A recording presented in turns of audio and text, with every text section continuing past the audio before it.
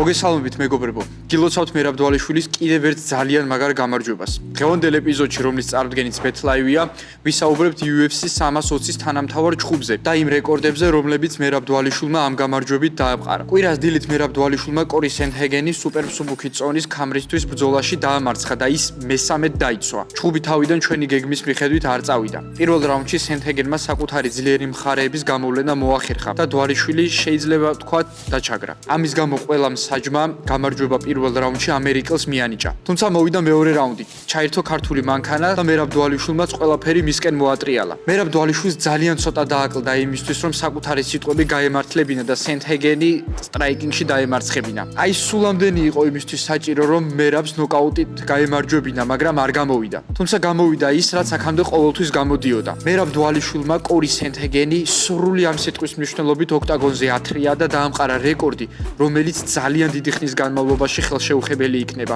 დვალიშვილი პირველი მებრძოლი გახდა UFC-ში, რომელმაც 100 გდება მოაგროვა და იმავე ბრძოლაში საკუთარი დამყარებული რეკორდი გააუმჯობესა. არა ერთით, არა ორით, არამედ 17-ით და დღესდღეობით მერაბ დვალიშვილი UFC-ის ისტორიაში ყველაზე მეტი გდების პატრონია, 117. ეს არ იყო ერთადერთი რეკორდი, რომელიც მერაბმა ამ ბრძოლაში დაამყარა. მას მოწინააღმდეგის წაქცევის 27 მცდელობა ჰქონდა, საიდანაც 20 წარმატებული იყო. 20 შესრულებული ტეიქდაუნი UFC-ის ისტორიაში არც ერთ მებრძოლს არ ჰქონია და დვალიშვილი აქაც პირველია. კორი სენჰეგენის დამარცხება მერაბისთვის ზედიზედ მე-14 გამარჯვება იყო UFC-ში. მას სულ რაღაც 3 მოგება აკლია იმისთვის, რომ ამ კომპონენტში საუკეთესო გახდეს. 15 გამარჯვები დვალიშვილის წინ კამარ უსმანი და ისლამ მახაჩევი არიან. ყველაზე გრძელი მოგებათა სერია UFC-ში ლეგენდარულ ანდერსონ სილვას ეკუთვნის, რომელიც ყველაზე პრესტიჟულ დივიზიონში 16 ბრძოლის განმავლობაში იყო დაუმარცხებელი. ალბათ მეთანხმებით, რომ ზედიზედ 14 მოგებით დვალიშვილს ამ შედეგის გაუმჯობესებაც არ გაუჭირდება. როგორც უკვე წერან გითხარი, დვალიშვილმა საკუთარი ქამარი უკვე მესამედ დაიცვა.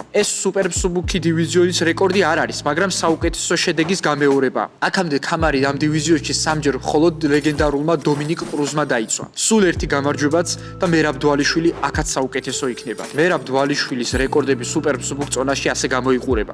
ყველაზე მეტი გდება, ყველაზე მეტი შესრულებული დარტყმა, ყველაზე დიდი კონტროლის დრო, ყველაზე მეტი საჩემპიონო დაცვა აქტიურ მებრძოლებს შორის და კიდევ ბევრი სხვა. მიუხედავად ამისა, მისი საბრძოლო სტილიდან გამომდინარე, მერაბ დვალიშვილს ბევრი კრიტიკოსი წავს. დიახ, გეთანხმებით, ნოკაუტებით გამარჯვება და სანახაობრივი ბრძოლები მერაბ დვალიშვილის ძლიერი მხარე ნამდვილად არ არის. მაგრამ წლების შემდეგ ისტორიაში შედეგები დარჩება.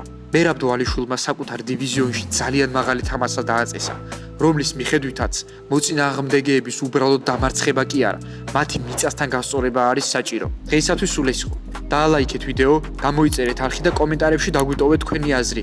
კიდევ რომელ რეკორდს გააუმჯობესებს მერაბ დვალიშვილი. მე კი შეგახსენებთ, რომ ჩვენი ეპიზოდის წარმოდგენი იყო ბეთლაივ. მომავალ ვიდეომდე.